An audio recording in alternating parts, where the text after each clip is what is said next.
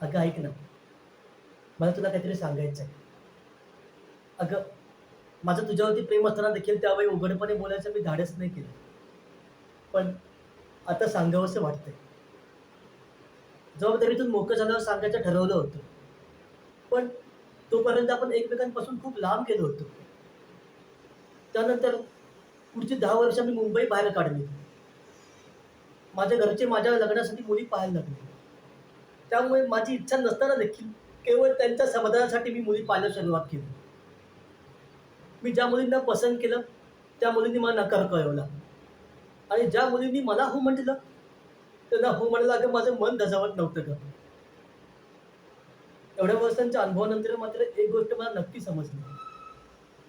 जो माणूस आयुष्यात तडजोड करू शकत नाही ना, त्याला समाजात काहीच किंमत नसते गं.